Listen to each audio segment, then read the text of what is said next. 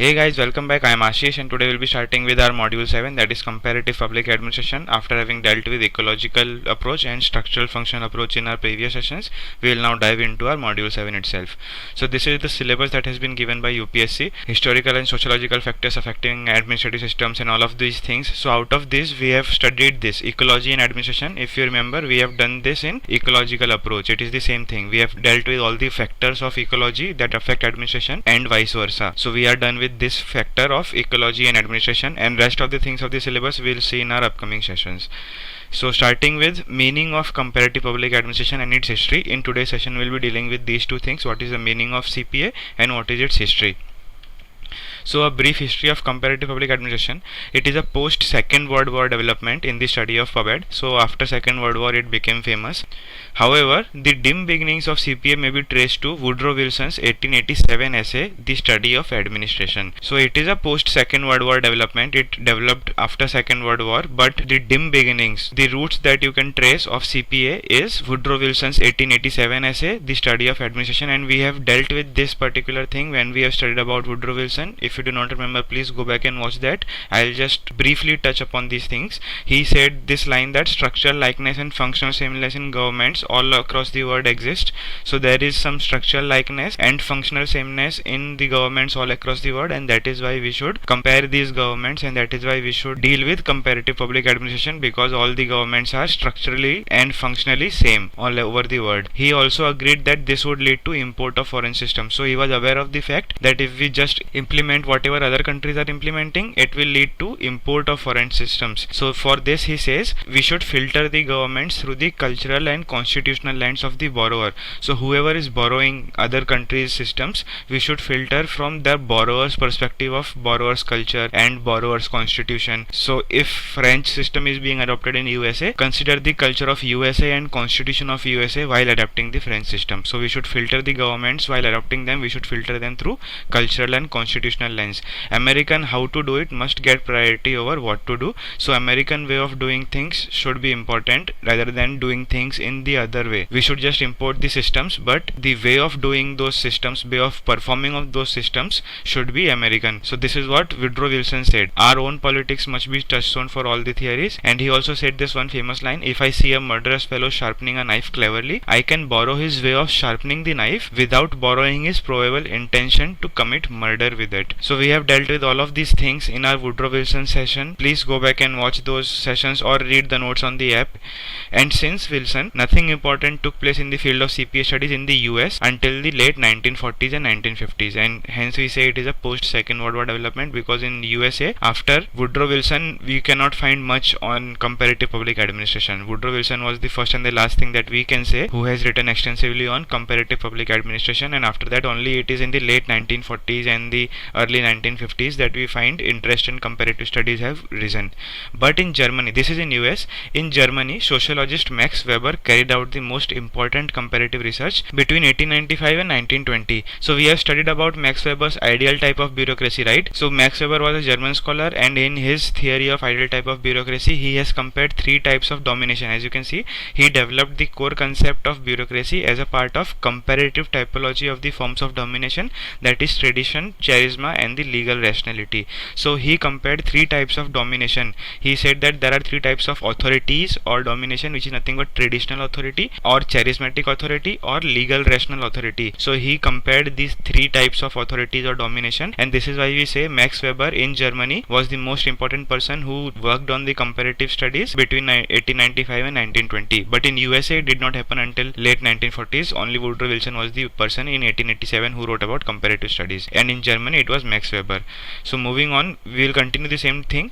Mohit Bhattacharya also says we owe to Weber the core concept of the field bureaucracy. Since then, major comparative studies in the USA had been made by European trained scholars whose central focus was the role of bureaucracies in modern government. So even Mohit Bhattacharya, if you read Mohit Bhattacharya's book, even he says in that book that we owe to Weber the core concept of bureaucracy, and since then the major comparative studies, whatever the comparative studies happened in USA after Woodrow Wilson also, and whatever the comparative studies happened in USA in the late 1940s, in the 1950s, those comparative studies were made by European trained scholars, and that is why we owe to Weber, because Weber was a European, he was a German scholar, and he compared things, right? So we owe to Weber the core concept of bureaucracy, and after him also only European trained scholars were the people who carried out in USA the comparative aspect of the public administration, and this aspect had the central focus as the role of bureaucracies in modern government. During the 1930s, to elaborate this Mohit Bhattacharya's point, we will see one example. During the 1930s, European trained scholars such as Feiner and Friedrich. Now we have learned about Feiner and Friedrich before also, and I think most of you might have forgotten about them. Feiner and Friedrich, we have dealt with them in Challenges to Paradigm 3 when we were studying Paradigm session. So go back and watch that, Challenges of Paradigm 3. There is a topic of administrative behavior, and when we studied about administrative behavior, we had studied about Feiner and Friedrich. So please go back and watch that or read the notes of Challenges to Paradigm 3. So what this point says is, during the 1930s, European trained scholars such as Feiner and Friedrich had made major comparative studies. The central role that the bureaucracies played in modern government was stressed in all these studies. Friedrich called bureaucracy the core of modern government. So as Mohit Bhattacharya also says, these were the European trained scholars who came back in USA and they carried out this comparative aspect of public administration. So we owe to Max Weber this, that he started this comparative public administration thing by comparing the three types of authorities or domination, and after that whatever comparative studies came, bureaucracy was the major focus point of those studies also. After World War II, the center of comparative study in PubEd shifted to the USA. As we already know, we have seen in our previous slide, after World War II, the center of comparative studies in PubEd shifted to USA, and major person in the USA who did the comparative public administration was Fred W. Riggs. We will study about him later on. Robert Dahl, in his essay in 1947, he gave this essay, The Science of Public Administration, 3 problems. In his essay he says that as long as the study of PubEd is not comparative, claims for a science of public administration sound rather hollow. So even Robert Dahl in 1947 said that we should compare things, and we have studied about views of Robert Dahl when we were studying ecological approach. If you remember, views of John M. Goss, views of Robert Dahl, we have studied about Robert Dahl. We have also studied about Robert Dahl in our behavioral approach. If you remember behavioral approach, Robert Dahl is a behavioralist. So even he says that we should be comparative in our approach to public administration, and as long as the PubEd is not comparative, claims for it being a science is hollow. Dahl therefore stressed the need for cross-cultural studies that emphasize the effects of environment on administrative behavior and structures. So he stressed the need for cross-cultural studies. That means we should transcend the cultural boundaries, we should compare things beyond our culture, and we should compare different cultures and all those things. So there should be cross-cultural studies, and we should also emphasize the effects of environment on administrative behavior and structures. So ecological approach भी हमको लेनी पड़ेगी और cross cultural thing भी लेना पड़ेगा कि cultures को ट्रांसेंड करना ही है, प्लस इकोलॉजी को भी कंसिडर करना है, एनवायरनमेंट का जो इफेक्ट होता है एडमिनिस्ट्रेटिव बिहेवियर पे और स्ट्रक्चर पे, वो भी हमको कंसिडर करना है. दिस इज व्हाट रॉबर्ट डाल said. Sustained efforts to undertake comparative studies in PubEd really began in 1950s. So as we have seen in our previous slide also, the actual efforts that people took in comparative aspect of public administration was in the late 1940s or the early 1950s. So it really began in the 1950s. The Conference on Administration, this was one conference in 1952 at Princeton University, showed much interest in CPA. So this is one conference that you do not need to remember. I have just mentioned it because we are discussing the history of comparative public administration, how it came into being as it is today. So this is one conference in 1952 which is considered as the important conference because it focused on the comparative aspect. It showed interest in the comparative aspect. So we say that this conference on administration, which happened in 1952, is an important conference. The golden decade in the history of CPA was the 1960s, when it emerged as a new intellectual behavior. So 1960s was the actual boom point of comparative public administration, and we'll see in our next slide why it was so. So formation of Comparative Administrative Group, that is nothing but CAG. The Comparative Administrative Group or CAG was founded in 1960 under the chairman of Fred W. Riggs as a committee of the American Society of Public Administration. So there was this association, American Society for Public Administration, ASPA. So this ASPA association, under it had a committee which was formed in 1960, and this committee is nothing but Comparative Administrative Group, or we call it CAG. So this CAG or CAG was founded in 1960 under the chairmanship of Fred W. Riggs. Well-known scholars were associated with this CAG CAG, like Farrell Hardy, Alfred Diamond, J.M. Gauss. We have studied about Gauss, right? Dwight Waldo and Montgomery and all many thinkers were associated with CAG.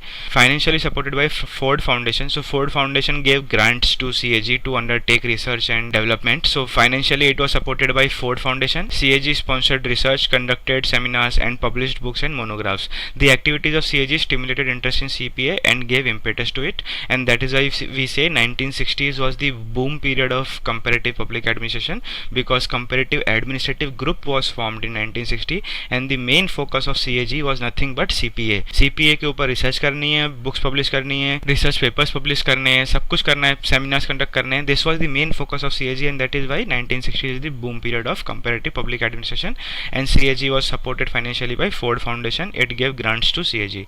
The ambition of Riggs and the CAG was to develop a science of CPA. So basically they wanted to develop a science of CPA, a very simple fact. In fact, the CAG had the minds, the finances and the will to create a universal theory of CPA. So they wanted to develop the science of CPA and they had the ability to even develop a universal theory of CPA, but we will discuss in our future sessions that how this universal theory of CPA did not actually happen. We do not actually have a universal theory of CPA even today, and there are various reasons for that. We will study about those, but what this point says here is CAG had the will, it had the ability. If it wanted to, it could have created a universal theory of CPA, and it definitely wanted to develop a science of CPA. So this is what this point is saying.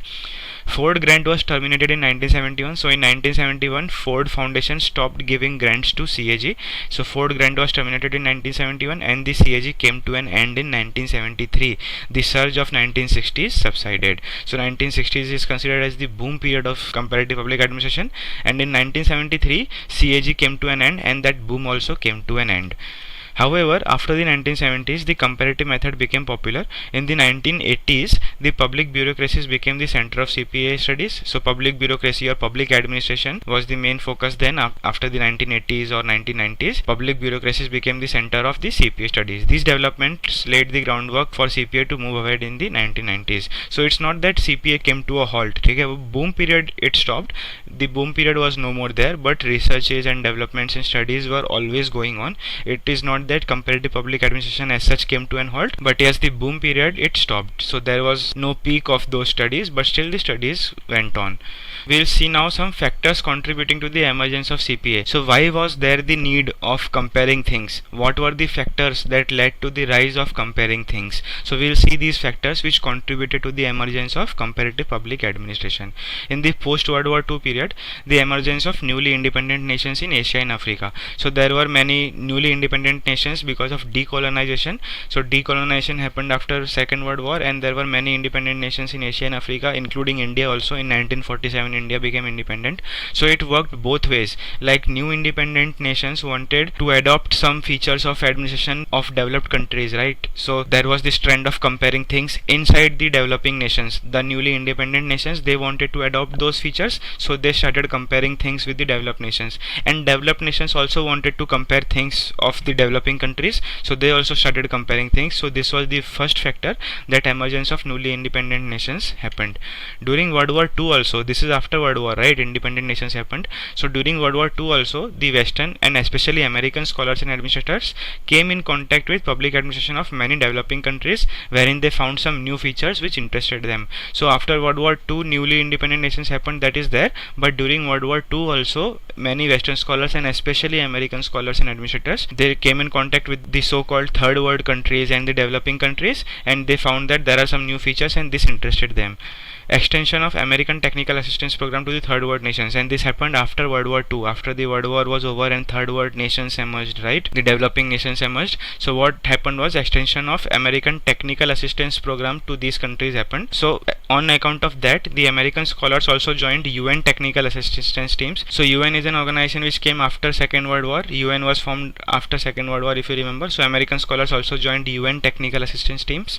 The visiting teams got exposed to the developing countries and and their administrative systems. So they came in contact with these developing countries and their administrations.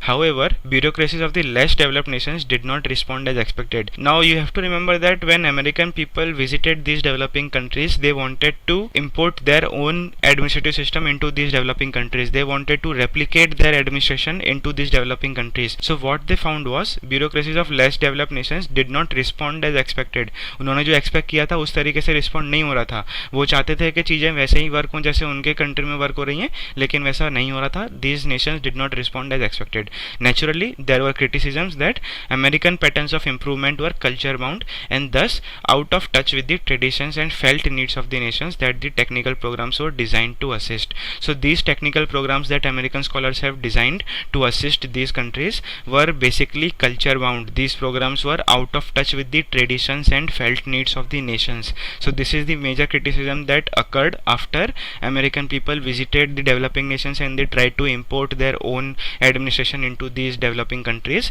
They found that their technical assistance programs and everything was culture bound. It was mainly for American culture. It was mainly prepared keeping in mind the American culture. तो आपने developing countries का culture तो mind में रखा ही नहीं जब आपने technical assistance programme बनाए. आपने अपना ही कल्चर माइंड में रख के टेक्निकल असिस्टेंस प्रोग्राम बना दिए. सो this is basically culture bound and hence this was out of touch with the local traditions. तो जो वहाँ पे लोकल ट्रेडिशंस और फेल्ट नीड्स थे उनसे वो आउट ऑफ टच थे ये सारे उनके technical assistance programs. So this was one thing that this is another factor that gave rise to comparison between administrations because nothing was working as expected. Less developed nations were not responding as expected. तो ये जो expectation सारी meet नहीं हो रही थी इसके लिए कंपैरेटिव स्टडीज जो है राइज हुई. This is one of the factors of emergence of CPA. The revisionist movement started in the study of comparative politics and the interest shown by political scientists in comparing national bureaucracies. So comparative politics में भी एक revisionist movement चालू हो गई and we'll see this in our next slide. The very next slide that we will study, we'll see how comparative politics is linked with comparative public administration. ठीक है, तो जो politics और administration है दोनों के जो comparative nature हैं वो दोनों एक दूसरे से linked हैं. We'll see that how in our next slide. So for now you just remember that comparative politics also played a part as a factor which contributed in the emergence of CPA and political scientists also showed interest in national bureaucracies and all of these things we will see in our next slide in detail. So for now comparative politics also was a factor, just remember this. So next point, emergence of behavioral and interdisciplinary approaches also happened and often CPA is described as behavioral revolution. So we know that behavioral approach was also a post World War II approach, right? So what happened was behavioral approach was on rise, right? Human relations movement was on rise, other interdisciplinary approaches were also on rise. So everything, these new approaches was on rise. So this was another factor which led to the rise of comparing of public administration and often CPA is described as a behavioral revolution. And this is also a major drawback. We will see that in the shortcomings of CPA when we will study that. The intellectual development in comparative sociology, anthropology and other disciplines, as we have seen, interdisciplinary approaches also came to rise after World War II. So this also says the same thing that intellectual development in comparative sociology, anthropology and other disciplines. तो हर discipline में comparative studies चालू हो गई आपकी, sociology में, anthropology में, हर discipline में, politics में तो हो ही गई थी, which we'll study in our next slide. So all of these comparative studies were also a factor in comparison of public administration. The birth of CAG which happened in 1960, we have learned about this, right? ASPA जो था, American Society for Public Administration, ASPA, उसके अंदर एक committee बनाई थी, Comparative Administrative Group, and this happened in 1960 and birth of this CAG and the financial support given to its activities by Ford Foundation was also one of the factors of rise of CPA. And recent globalization is the most latest factor of rise of CPA. Globalization of economy is happening. The countries all over the world are coming together. The gap between them is closing. The world as a whole is becoming one big marketplace, right? So globalization is happening of economy. So this is also one of the factors that led to the comparative studies of public administration, and rapid developments in science and technology and IT also are one of the factors. So these are the factors which led to the rise of comparative studies. This is why people felt the need of comparing public administration. These are the factors. So I hope this is clear to you. Moving on to our next slide, we'll see influence of comparative politics. How comparative politics has influenced comparative public administration. Conceptual framework in both political science and public administration emerged by common stimuli and developments in the respective subjects or studies. So these both subjects of political science and public administration had some common stimuli and developments. We'll see what are those. For both the disciplines, bureaucracy has been a common theme for discussion. So both of them focused on bureaucracy as a common theme. Both assigned a subordinate role for bureaucracy bureaucracy in relation to political system. So you consider public administration or you consider political science, both of these theories say that political systems of a country are above the bureaucracy. So bureaucracy is always a subordinate, playing a subordinate role to the political systems, and both of these disciplines have focused on this particular fact that they have given a subordinate role to bureaucracy in relation to political system. So this is one of the common stimuli and developments in comparative politics. Both comparative politics and public administration have experienced strong dissatisfaction with the traditional approaches. They are against the traditional approaches.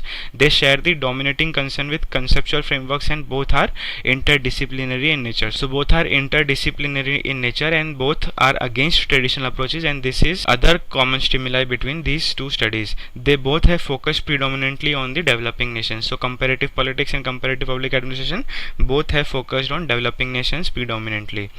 However, comparative models and approaches for public administration are borrowed from the study of comparative politics. We say that they are common, we say that they both have common things and stimuli and developments, but if we see, comparative models of public administration are borrowed from the study of comparative politics, and we'll see in our next points how it is borrowed, how we are saying that comparative politics came first and it gave rise to public administration. We'll see that how in a chronological sense, but if we have to say that in a chronological sense, the movements in comparative politics and comparative administration have been mutually cooperative. So in a chronological sense, they are both cooperating each other, they are both giving stimulus to each other, they are both leading to rise of one or the other studies. So they are both mutually cooperative in a chronological sense, but still we say that comparative public administration are borrowed from the study of comparative politics. We will see that how. In 1953, the American Political Science Association, APSA, now remember CAG जो अब हमने पढ़ा था, when we studied CAG, that was American Society for Public Administration, ASPA, ASPA था वो,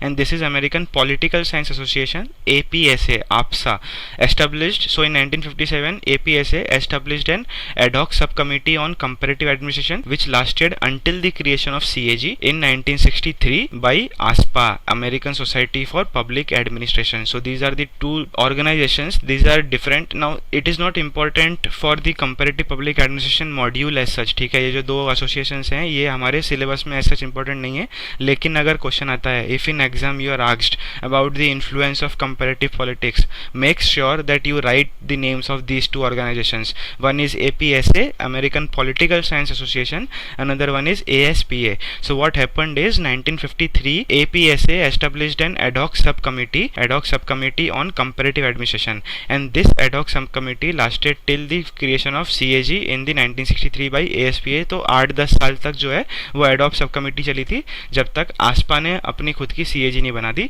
तब तक APSA के अंदर सब कमेटी थी जो कंपैरेटिव एडमिनिस्ट्रेशन चलाती थी. So this is how we say that comparative politics is the main source of comparative public administration. This is the one reason that we say that comparative public administration has been borrowed from comparative politics. New theoretical search by political scientists like Almond Binder and all those other scientists has made public administration as a subfield of political system. So these were new theoretical researches and there were many thinkers involved like these thinkers, and what these thinkers did was they made public administration as a subfield of political system.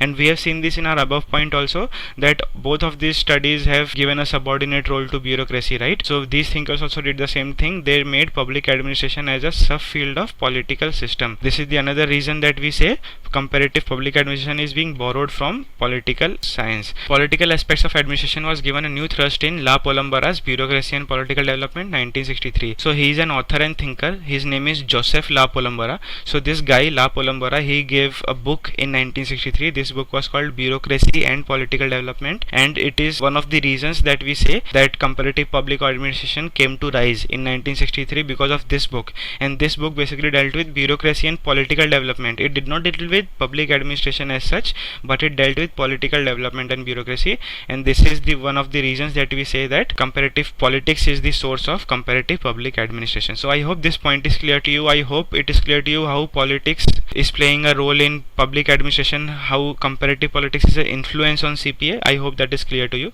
Eric Strauss also says that politics is the directive force in equating public administration from comparative perspective. So if you have to equate public administration from comparative perspective, politics is the directive force. This is what Eric Strauss says, that politics is the directive force, and this is the influence of comparative politics on public administration.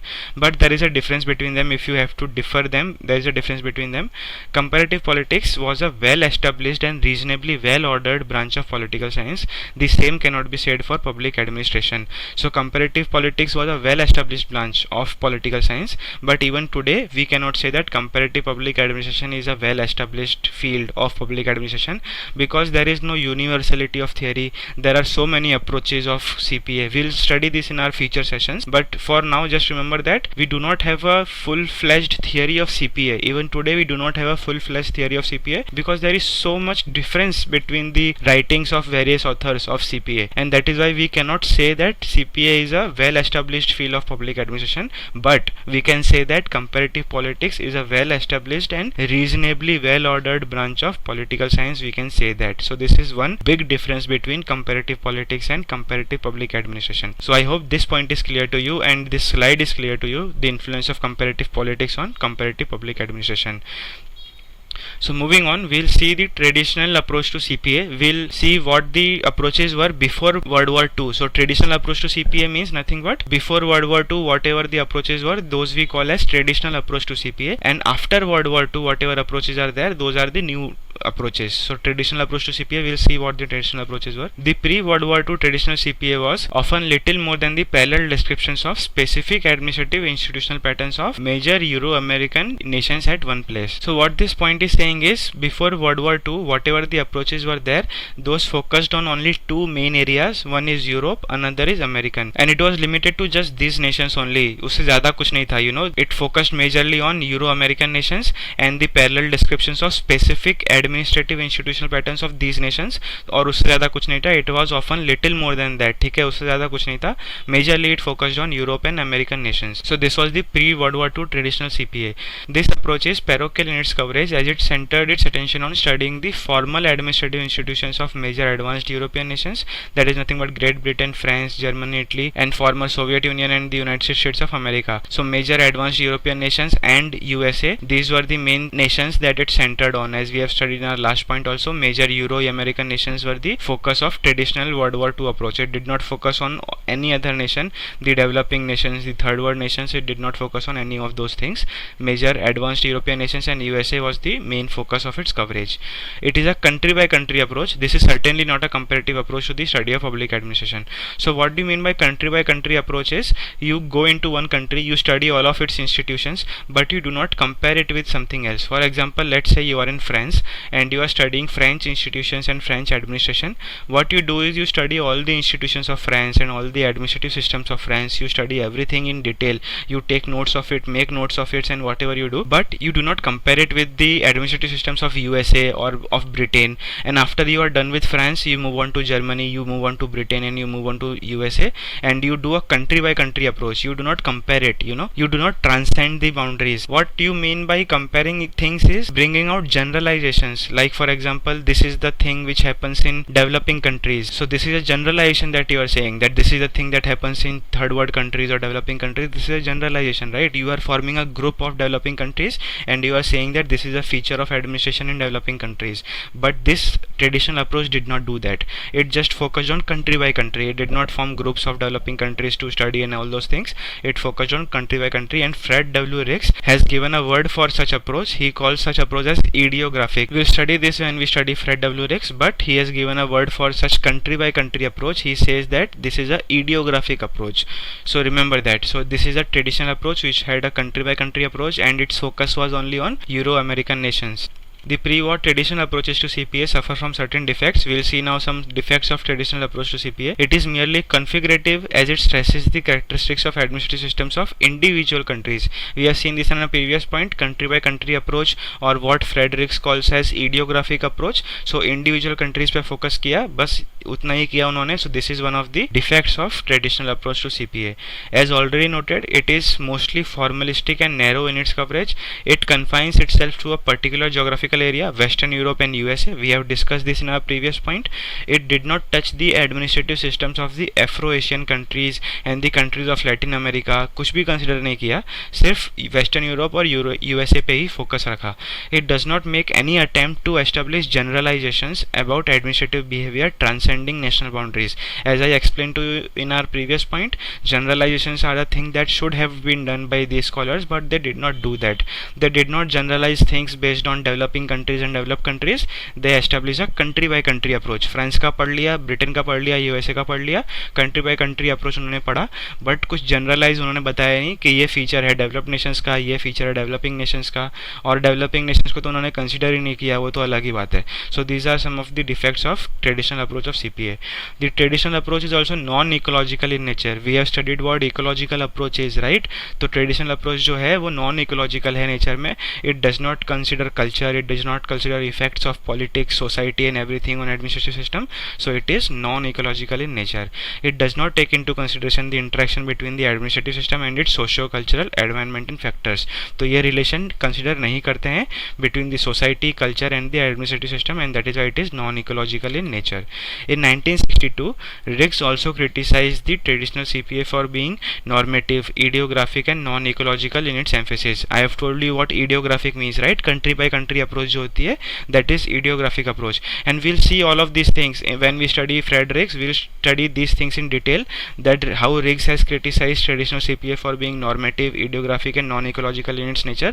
So do not worry about this. This we'll study in detail when we study Fred W. Riggs. In his opinion, the term comparative should be used only for empirical, nomothetic and ecological studies. So these are the opposing terms that he gave. For normative, he gave the opposing terms as empirical. Normative means something which is bound by norms, ठीक है, rules, regulations और norms बना के रख दिए, ये principles हैं, ये follow करो. That is nothing but normative study. And what is empirical study? आप कुछ experiment कर रहे हो, आप कुछ exercise कर रहे हो, ठीक है, तो उसके basis पे आप जो conclusions निकाल रहे हो, that is nothing but empirical, something based on some conclusions. Okay, so normative होती है, and this is the traditional CPA that Rick said it is normative. It just gives out norms, principles and rules. And what actually comparative should be, it should be empirical in nature. Traditional is ideographic, but it should be nomothetic in nature. We'll study this when we'll study Riggs. Do not worry about this. Traditional is non-ecological and it should be ecological in nature. This is what Fred W. Riggs said in 1962. He criticized the traditional CPA. John M. Goss also said, John M. Goss, we have studied about John M. Goss in ecological approach. If you remember, views of John M. Goss we have seen in ecological approach. So John M. Goss also urged that the future research in CPA should relate various non-administrative factors to formal administrative elements. So this is what John M. Goss said. He said that non-administrative factors should also be included along with administrative factors. तो formal administrative factors तो आप रखो ही रखो, उसके साथ आप non-formal, non-administrative factors भी consider करो.